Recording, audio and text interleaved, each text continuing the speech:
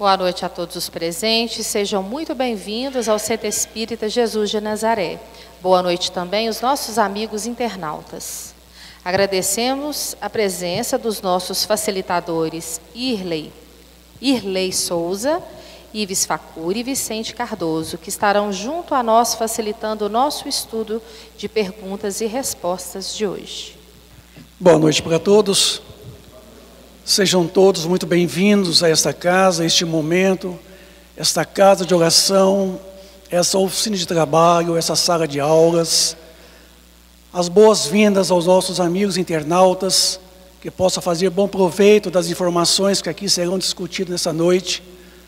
A nossa reunião dessa noite é de perguntas e respostas, perguntas essas que vocês poderão formular durante os 50 minutos, perguntas que com certeza nós estaremos aqui para responder dentro das nossas possibilidades. Não temos aqui a pretensão de responder todas as perguntas. Então sejam todos muito bem-vindos, se sintam à vontade e podem formular as suas perguntas. Começando então a noite de hoje, nós pedimos ao nosso amigo Ives Facuri a primeira pergunta que está disposta para ele nesta noite.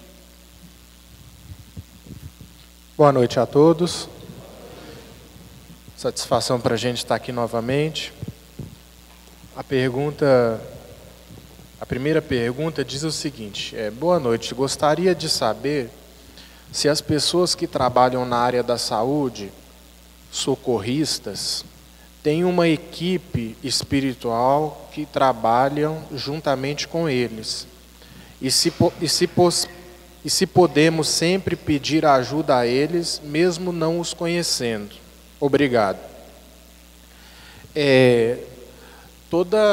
Todo profissional de qualquer área que seja, tanto da área da saúde como da área jurídica, de segurança pública, como da área do ensino, todas as profissões, todo o bom exercício da profissão, ela conta sim com a participação de auxílio naquele sentido, né? Isso vai depender muito da nossa condição mental, porque em quantos consultórios de psicologia, por exemplo, aquele profissional da área da saúde mental, ao estar conversando com um paciente necessitado, não está recebendo o auxílio sem saber, através da intuição, das palavras que aquele profissional está conduzindo para aquele paciente. Isso vai depender da condição mental que o profissional se entrega ao seu trabalho, que o profissional se entrega ao seu labor. Sentimentos de satisfação com o trabalho realizado costuma favorecer uma boa sintonia. Agora, quando o indivíduo vai trabalhar insatisfeito, ele já meio que bloqueia as suas faculdades de percepção extrasensorial e fica mais entregue a influenciações que nascem de um estresse mais agudo, que nasce de um descontrole, que nasce de uma tristeza com o trabalho que tá desenvolvendo. Então, isso tudo vai depender do pensamento que toma conta de você no exercício da sua profissão. Quanto mais você se sintonizar com o alto, naquele exercício do dever, do seu ganha-pão, mais você estará aberto a receber as boas influenciações. Por quê? O auxílio espiritual, ele acontece em correspondência com os nossos interesses. Então, se dentro da minha profissão eu tenho o interesse de promover o bem, e esse interesse de promover o bem vai além do salário que eu estou esperando ganhar no final do mês, porque tem isso também, o exercício da profissão única e exclusivamente pelo dinheiro que você espera receber. Então isso também é um fator que dificulta. Agora, quando eu me entrego a uma determinada profissão com espírito vocacional, ou seja, eu estou disposto a passar por todos os sofrimentos que aquele exercício profissional ele impõe, aí eu tenho o interesse de promover o bem. E dentro do interesse de promover o bem, espíritos simpáticos à ideia de auxiliarem no bem comum, de poderem estar promovendo a ordem, promovendo o reestabelecimento da saúde, tanto mental como física, eles, de certa forma, eles se vinculam a nós, potencializando as nossas capacidades de ação. Então, muitas vezes, uma dificuldade que você está tendo para resolver algum problema dentro da sua profissão, dependendo do estado mental, você pode, sim, receber uma intuição naquele sentido que vai, de certa forma, iluminar o que se encontra obscuro. Muitos pacientes, por exemplo, aqui você fala da questão da área da saúde. Muitos profissionais da área da saúde, muitas vezes se sintonizam com o benfeitor espiritual daquele paciente que está sendo tratado, tá? Com o mentor espiritual, com familiares daquele enfermo que está ali no hospital, que está interessado no bem daquele espírito. Então, de certa forma, a gente também angaria a gratidão de espíritos que querem o bem daquele indivíduo que eu estou direcionando a minha ação. Então, se eu faço o bem para o Vicente, e o Vicente tem uma mãe desencarnada que me observa fazer o bem para ele, o espírito dessa mãe vai ficar grata a mim. E esse ato da gente promover o bem vai, de certa forma, favorecendo uma rede de simpatias espirituais. Olha que interessante isso. Uma rede de simpatias espirituais. Essa rede de simpatias espirituais é determinante para o nosso êxito na vida além túmulo. Você vê, um caso conhecido, talvez o caso mais citado nesse aspecto dentro das casas espíritas é o do próprio André Luiz, que deixou um espírito simpático a ele no exercício da sua profissão. Ele atendeu uma senhora, né, que foi ao seu consultório, ele na condição de médium, ele ainda atendeu a contragosto. Já viu quando você faz o bem para alguém para se ver livre? Ah, não, deixa eu fazer rápido aqui para ir logo embora, para não encher a paciência. André Luiz ajudou essa pessoa com esse sentimento. Deixa eu ajudar para me ver livre logo.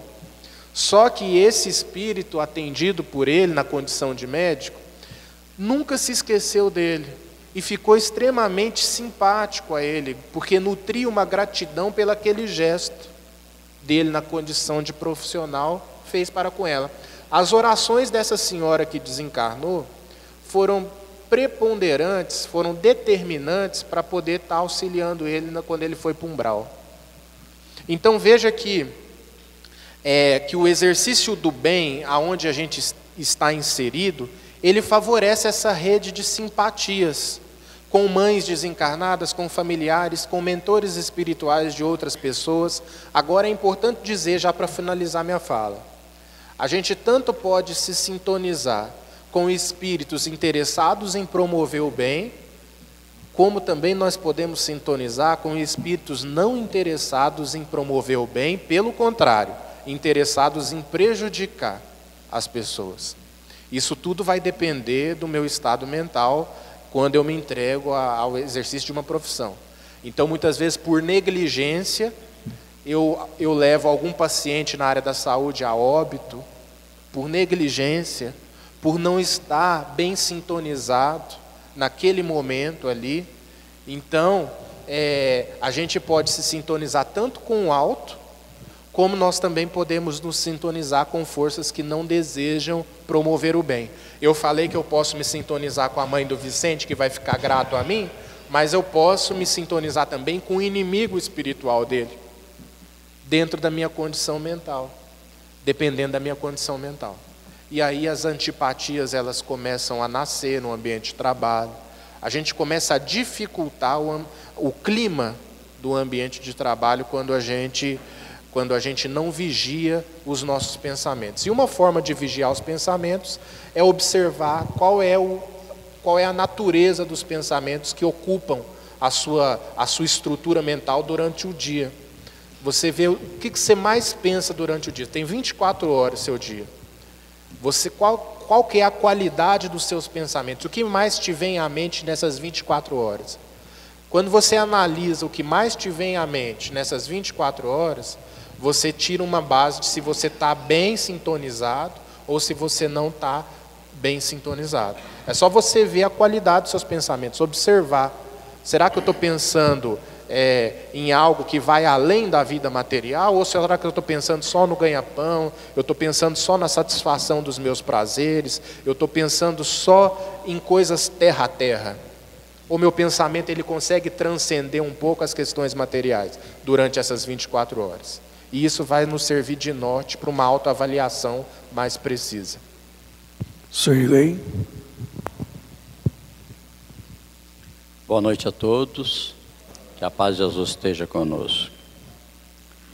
Se não existe céu e não existe inferno, o que existe então após a morte? Meus queridos amigos e irmãos, se nós for entrar em detalhes sobre isso aqui, o Vicente mais o Iva vai me expulsar daqui, que vão ficar aqui até meia-noite falando só nesse assunto. O inferno e o céu que nós aprendemos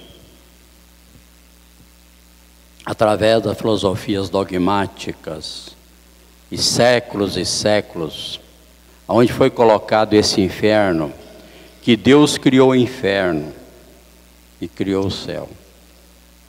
Como diz Chico Xavier, chegou uma senhora a perder: ô Chico, você está no céu? Eu estou sim, minha irmã. Eu estou no Centro Educativo Umbralino.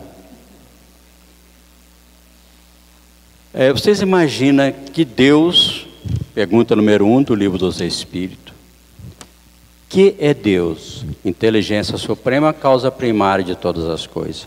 Deus é bondade, Deus é amor, Deus é justiça. Como Deus ia criar um inferno, aquele que não é espírito puro, elevado, vai todos para o inferno. Ainda criou o demônio, Satanás, Lucifer, para nos atentar. Então ele nos atenta, nós caímos no inferno sem direito à defesa. Então todos nós aqui vamos para o inferno, sem choro e nem vela, a não ser que tenha algum aqui que é perfeito e puro. Se tiver, levanta a mão que eu vou tomar banho na água dele. Então são colocações dogmáticas para aprisionar o ser humano, e lamentavelmente muitos acreditam nisso ainda. Isso nós olhamos até na própria Bíblia, palavras do Cristo. Eu irei na casa do meu Pai, há muitas moradas. Outra colocação: não perderá nem uma ovelha na casa do meu Pai. E se Deus criou esses irmãos para nos atentar, como demônio e outras coisas, mas são nossos irmãos, porque é filho do mesmo Pai. E demônio vem de daimon, do grego. Quando Sócrates dizia: eu ouço os meus daimons, eu ouço meus protetores, eu ouço os espíritos, que não tem nada a ver com esse demônio que nós aprendemos. Um mestre samurai, chega um dos samurais perto dele, ele é seu mestre, e fala: mestre, que negócio de céu e inferno esse que vocês falam tanto, que eu nem sei o que é isso? O que quer dizer isso, céu e inferno? Aí o seu mestre começa: você é um assassino, você é isso, você é um bandido. Ele arranca a espada para cortar o pescoço do mestre. O mestre olha, maior tranquilidade: isto é o inferno. Aí ele abaixa a cabeça: mestre, me perdoa, me desculpa, eu não queria fazer isso. E guarda a espada, aborrecido, joelha. Ele olha: isto é o céu. Nós, meus queridos irmãos, durante 24 horas por dia, nós entramos no céu e inferno, quantas vezes? E outras coisas mais, a gente já pegou lá, ó. Para onde nós vamos após a morte? Como diz Jesus, na casa do meu pai há muitas moradas. E cada um de nós iremos para o lugar de acordo com a nossa evolução, com nossos méritos. E se vocês imaginar, segundo Manuel Filomeno de Miranda, através de Valdo Pereira Franco, diz que o inferno que existe, regiões abismais, se nós apresentar o inferno que as igrejas colocam, é céu para nós. São lugares 1000 vezes piores. Mas nós passaremos por ali, mas um dia todos nós chegaremos à agilitude.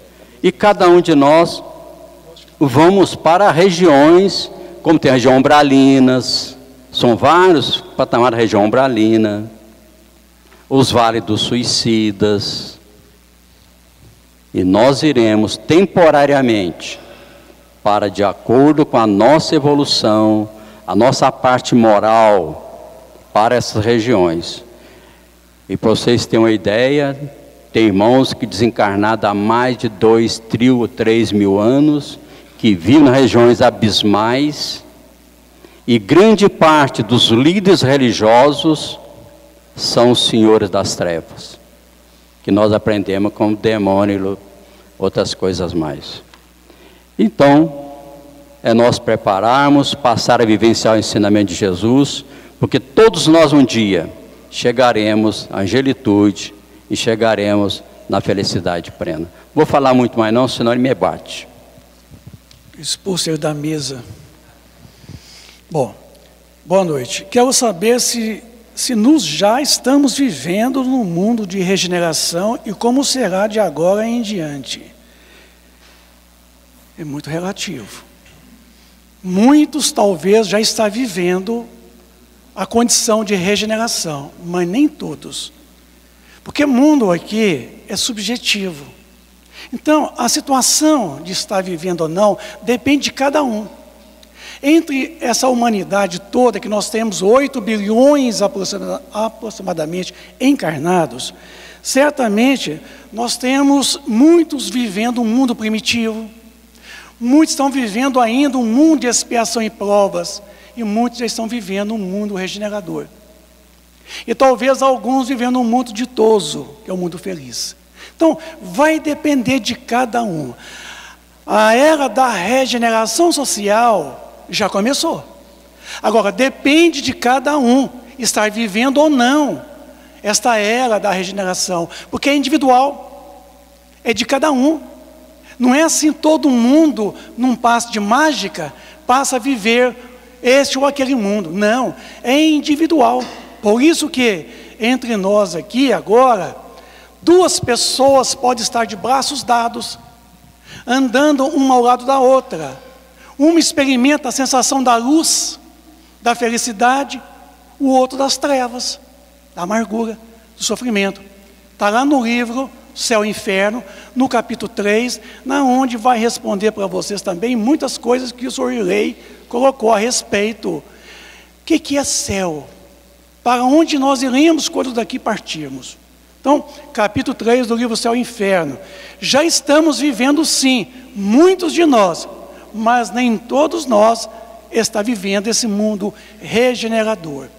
A era nova já começou para muitas pessoas.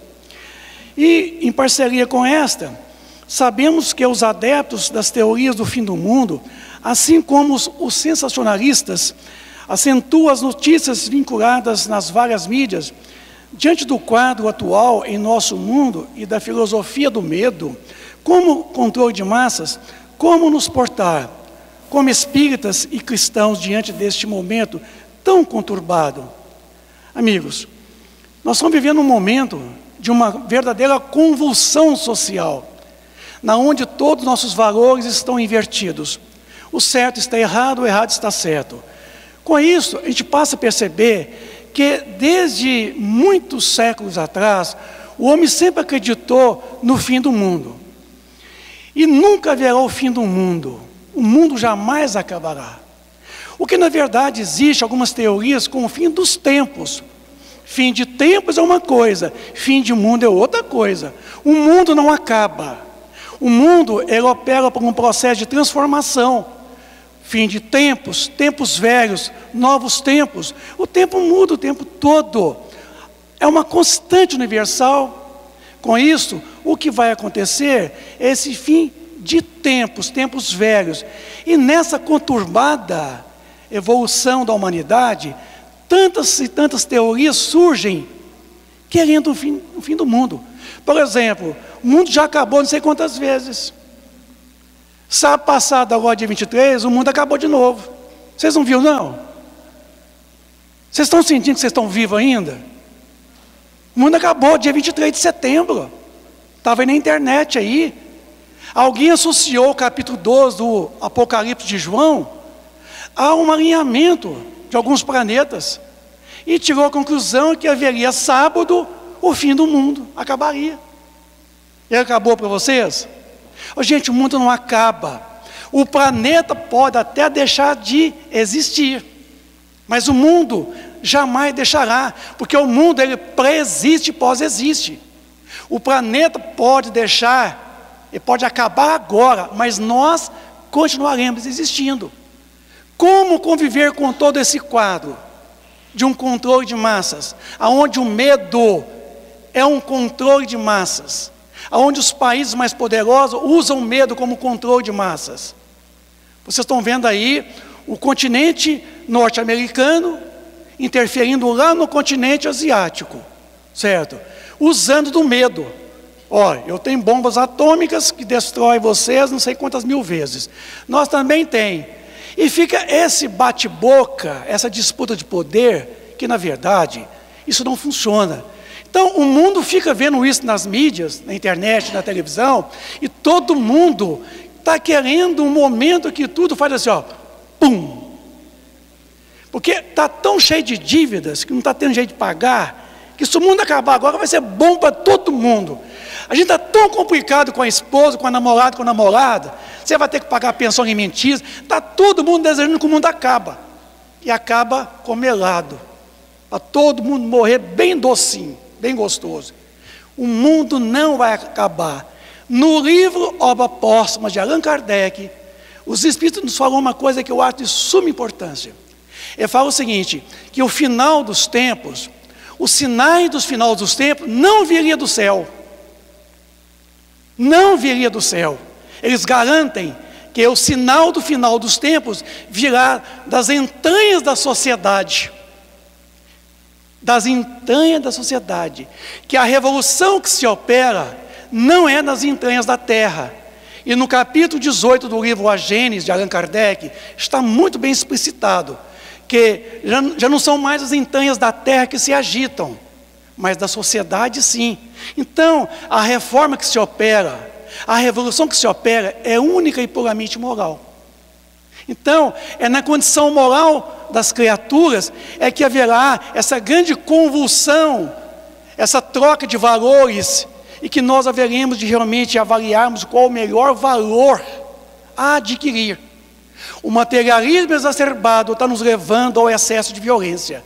Violência doméstica, violência urbana, porque nós somos criaturas muito materializadas. Nós somos muito materialistas. E é o materialismo que está trazendo essa disputa da sociedade. Essa divisa de bandeiras, divisa de terrenos, ideologias, que está levando realmente essa grande convulsão social. Como cristãos e espíritas, nós devemos acreditar que nós estamos num alto mar, numa embarcação, em alto mar, mediante uma tormenta. Não esqueçam vocês, quem está no leme é Jesus. É Jesus. É Jesus que está no leme. É Ele que está dando direção a essa embarcação, na onde todos nós nos encontramos dentro dela. Não teme, não precisa de temer, porque se acontecer alguma coisa, o máximo que vai acontecer é o corpo da gente morrer. Como a gente não morre, a gente vai sobreviver conforme nós sobrevivemos dia 23 de setembro. Eu estou aqui sãozinho, e vocês também, porque eu estou vendo vocês, podemos sentir vocês. Então o mundo acabou mais uma vez, tá? Mas para aqueles que acreditavam que o mundo acabaria dia 23, Tá? Então, vamos buscar dentro da literatura espírita os esclarecimentos coerentes, racionais, para as nossas dúvidas com relação ao fim dos tempos. Eu recomendo a vocês a pegar o capítulo 18 do livro A Gênese, na onde a espiritualidade fala da era nova, para vocês verem o que está reservado para nós, viu? Está em nossas mãos, o mundo regenerador, o mundo melhor, essa grande transformação do homem, da humanidade, na minha mão, nas mãos de vocês. Obrigado. O Ives. Eu só vou ler uma manifestação de carinho aqui que chegou para mim. Colocou assim: ei, Ives, boa noite, que bom que você conosco, estávamos com saudade. Seja sempre muito bem-vindo, abraços. Agora eu não sei se é Fabiana ou Fabiano, depois a pessoa pode me interceptar ali. Então, você sabe que só fazendo um comentário a isso, agradeço o carinho.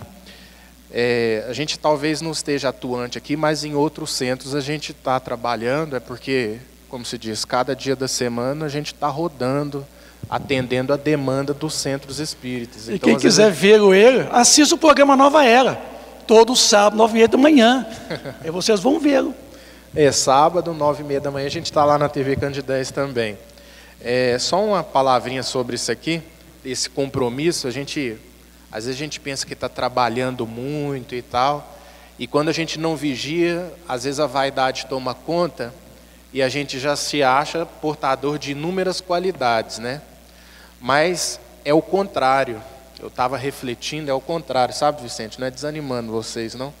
Mas é assim que funciona. A gente está aqui, vamos dizer assim, mais à frente, mais compenetrado na tarefa, é porque a gente é aqueles doentes graves do hospital que o médico não dá alta de jeito nenhum, sabe? E precisa ficar internado para tratamento intensivo.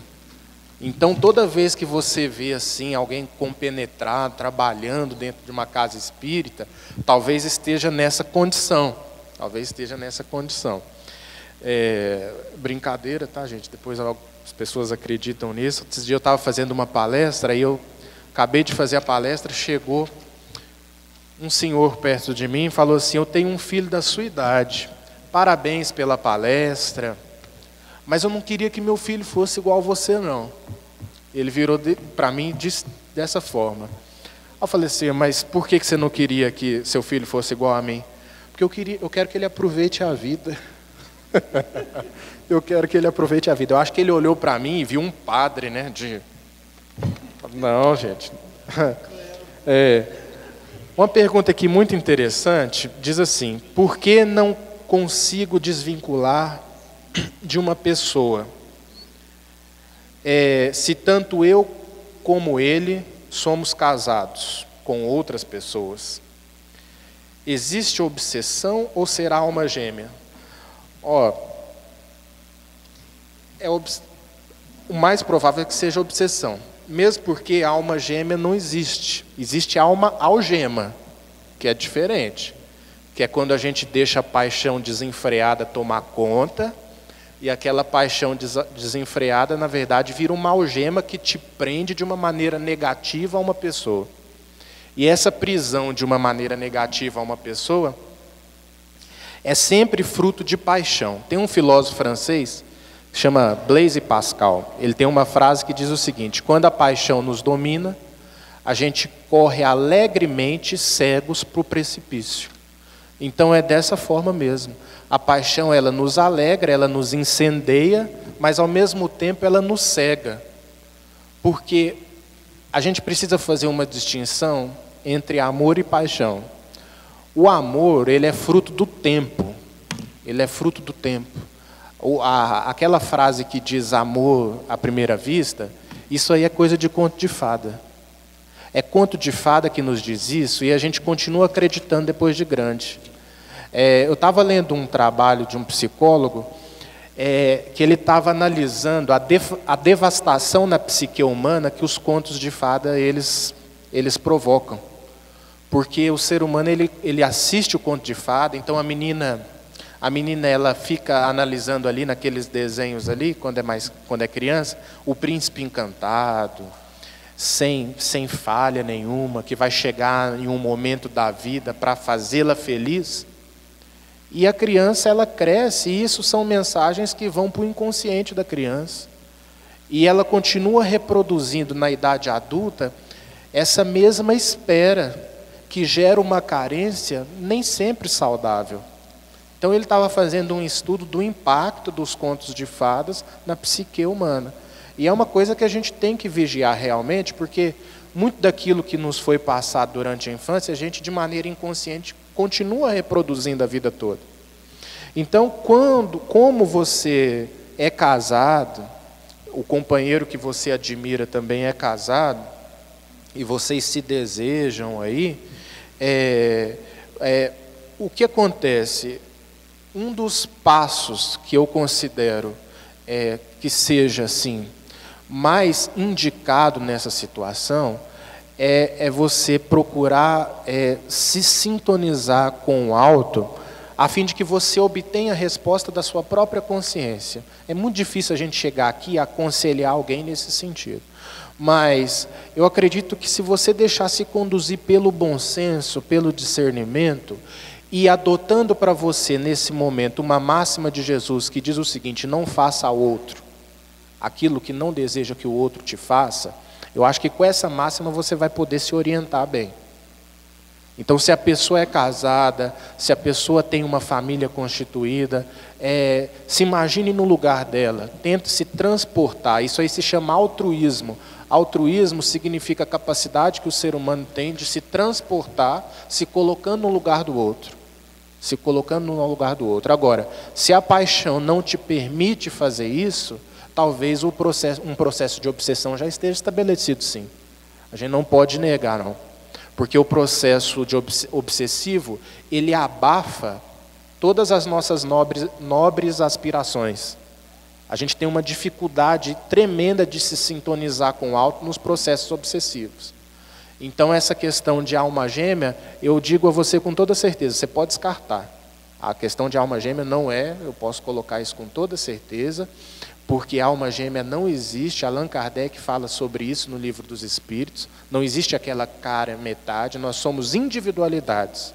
Nós dependemos sim do outro para crescer, mas a minha evolução, ela não é conjunta com a evolução de ninguém. Tanto é assim que uns avançam mais na jornada terrena, evolutivamente falando, uns ficam mais retardatários, porque cada um de nós representa um mundo em si. Então essa questão de alma gêmea, ela para de fazer sentido na ideia que Deus quando a gente adota a ideia que Deus nos criou únicos, nos criou individualidades. Eu acho que essa palavra já diz muito para todos nós.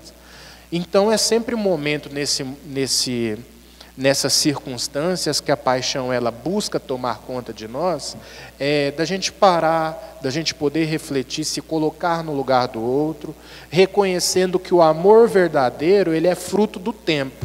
Os nossos encontros iniciais, eles geram paixão, eles geram encantamento.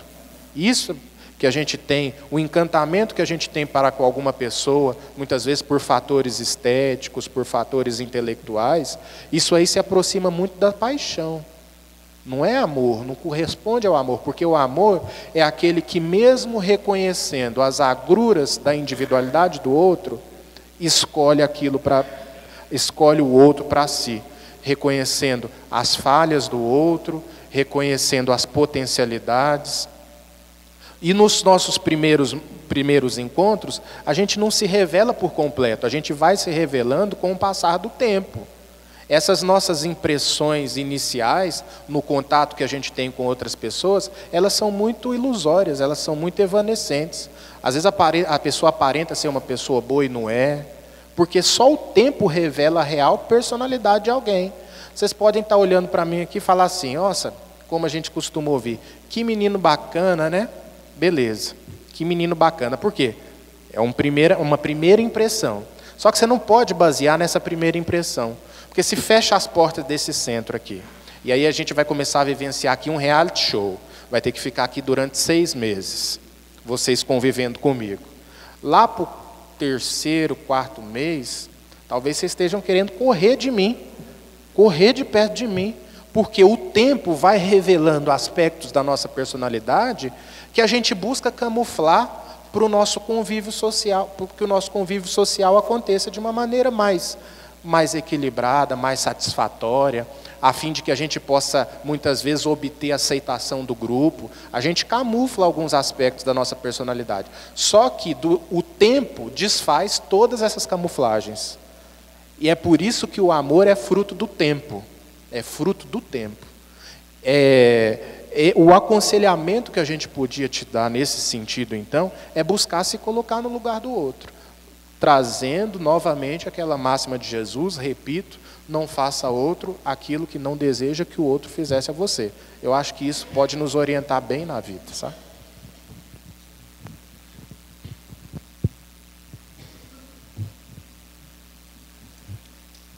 Só pedindo desculpa ao nosso amigo Vicente, complementar um pouquinho, alguma coisa sobre nós estamos passando para a mundo de generação. Tem muitas colocações, lamentavelmente, já colocando na boca de Chico, que Chico falou, que o mundo vai acabar em 2027. Tem pessoas com credibilidade e tudo, já colocando datas. Então, se vocês lerem o livro Transição Planetária, de Evaldo Pereira Franco, Manuel Flamengo de Miranda, e tem mais outros, nós vamos verificar que a Terra, como o Vicente já disse, muitos já estão se evoluindo, mas a Terra vai deixar de ser de prova e expiação, como nós somos muito primitivo, será nesse milênio, segundo consta, até Manuel Flamengo de Miranda e muitos outros. Mas não será 2057, 27, como foi a dia 2012, etc, etc. E ainda haverá mal, só que vai prevalecer o bem. Hoje prevalece o mal, mas o mal ainda vai existir. Só quando nós passar para mundos felizes, que é mundo primitivo, mundo de prova e expiação, que é o caso da Terra, mundo de generação, mundos felizes, até nós chegar no mundos angelicais. E não vai demorar uns milênios para a gente chegar lá, mas todos vão chegar.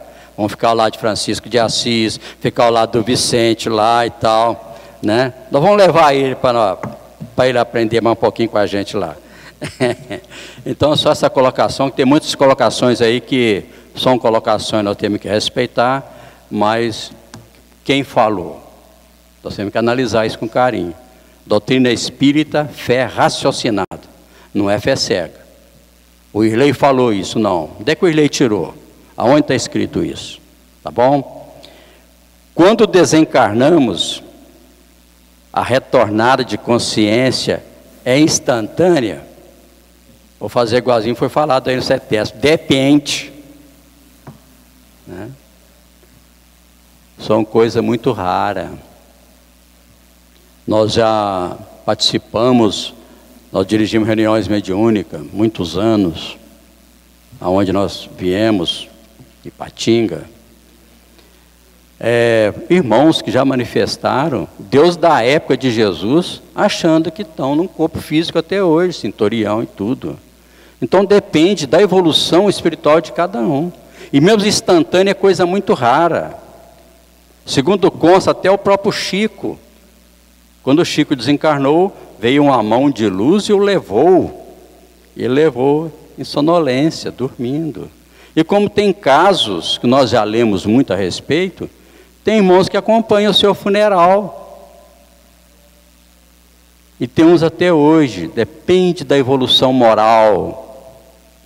Nossos irmãos materialistas, por exemplo, aquele que é ligado à matéria, se agarra à matéria. Suicídios, desencarnações violentas.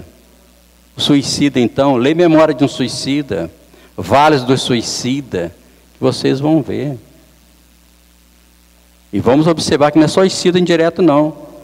Porque, lamentavelmente, a maioria de nós hoje somos todos suicidas, consciente ou inconsciente. Da alimentação como nós alimentamos, das nossas viciações físicas e morais, Aquele que é viciado no tabagismo, então, nem se fala. E outro tipo de drogas, álcool, etc, etc. Suicidas. O tabagismo hoje não é consciente mais não, viu, meus amigos? Porque no próprio Macigal está escrito lá, isso provoca câncer, isso faz isso, aquilo outro. Mas diz, como nós somos muito humildes, nós viramos o maço para não enxergar onde é que está escrito e vamos fumar. Amanhã reencarnamos, problemas gravíssimos pulmonares, como está vendo muitos por aí. Então, a consciência depende da evolução de cada um de nós. Uns pode demorar uns meses, uns dias, horas ou milênios. Os espíritos possuem conhecimento absoluto? Não. Possuem a inteligência em potencial a ser desenvolvida pelo conhecimento. Assim que desencarnarmos, teremos respostas de dúvidas existenciais, com certeza. Após a morte do corpo físico, deparamos com a realidade. Esse nosso mundo corporal, ele não é real, ele é virtual. O mundo espiritual, ele é real. É tanto que ele pré-existe e pós-existe. Esse momento que nós nos deparamos aqui é tão virtual que daqui a pouco ele se desfaz. Todos vão embora para os seus redutos domésticos. Esse momento deixa. Viram? Então, esse momento aqui é uma virtualidade. Quando voltamos para o mundo espiritual, que é a nossa casa, onde nós realmente moramos, ali é real. Porque ali é um mundo espiritual. Ali é um mundo onde tudo é real. E quando nós adentramos pela reencarnação, como diz Sócrates, o homem é como um ébrio. Quando entra na matéria, ele fica atordoado pela matéria. Então, os maias já falavam para nós que esse nosso mundo, ele não é real. É o chamado mundo de Maia, um mundo virtual. Quando nós chegarmos lá, vamos deparar com a nossa realidade. No livro Estude e Viva, de André Luiz e Emmanuel, são vários espíritos que comunicaram ali, o André Luiz fala que conhecereis a verdade hoje, para não serdes surpreendido por ela amanhã. Foi o que aconteceu com o André Luiz. Quando ele chega no mundo espiritual, deparando com a realidade, ele não queria admitir realmente aquele momento numa colônia espiritual. E olha que André Luiz, ele se situou numa colônia muito próxima à crosta terrena, que é o nosso lar. Aqui tem uma outra pergunta, que eu não vou deixar ela passar de liso não. Porque eu sei que muitos de vocês têm essa dúvida. Eu vou ler a pergunta, depois eu vou responder as dúvidas. Os centros espíritas falam tanto na FEB e na AME. Qual a função que cada órgão tem com as casas espíritas? Qual a finalidade de cada uma? Amigo meu falou que a finalidade delas é de ver como as casas espíritas estão funcionando. Caso venha funcionando de forma irregular, se ela estiver sendo diligenciada, diligenciada na forma errada. É uma coisa assim. Olha, o papel da FEB, Federação Espírita Brasileira, é a casa máter do movimento espírita brasileiro. Casa máter. Casa mãe é aquela que realmente tem um papel importante no processo do estudo, a pesquisa, a divulgação doutrinária. Por isso que é casa mãe. Ela não tem nenhum poder jurídico de interferir em nenhum centro espírita. A AME, quer dizer Aliança Municipal Espírita, ela não tem nenhum respaldo, nenhum direito, tá, de interferir em nenhum centro espíritas. O papel da AME é uma aliança que se forma entre as casas espíritas, que é o chamado SEM, que é o Conselho Espírita Municipal, formado de cada centro espírita. Então forma um agrupamento de pessoas que coordenam, dirigem uma movimentação, um movimento espírita, mas não tem nenhum direito legal de interferir, mas tem o dever de poder orientar. Direito é uma coisa, dever é outra coisa. Então a AME, como a FEB, ela tem um dever de poder ser o suporte logístico, o suporte afetivo, o suporte emocional, o suporte moral, o suporte espiritual, em dar todas as casas espíritas, realmente, essa sustentação logística, no sentido de poder orientar doutrinariamente. Eu sou membro da AME, nós não interferimos aqui nessa casa. É tanto que nós estamos aqui, a direção dessa casa também é parte da AME. E, no entanto, o que acontece aqui é da alçada da casa. A AME está aqui para poder orientar qualquer casa espírita. A FEB, ela orienta as casas espíritas a nível o quê? Nacional, a nível de Brasil. Por isso que é uma federação espírita brasileira. Então, a AME tem esse papel de fazer essa união entre as casas, entre os espíritas, entre nós. Esse é o papel dela. Então, nós não fiscalizamos. Eu não sou fiscal, a AME também não é fiscal desta casa, de nenhuma casa. Tá? Então, não tem esse papel. Se alguém pensa assim, agora vai ter que mudar a sua maneira de pensar, porque nós não somos fiscais. Tá bom? Então, a AME não tem esse papel de unir todos. Amigos, nosso tempo já chegou. Eu quero agradecer a todos vocês que estão presentes aqui fisicamente, agradecer aos nossos amigos internautas que estarão virtualmente nos ouvindo, nos assistindo, e dizer a todos vocês que foi muito prazeroso poder estar com vocês por mais 50 minutos dessa noite, falando de nossa doutrina espírita. Que todos tenham uma boa noite, um bom regresso ao lar, que Jesus proteja a todos. Obrigado.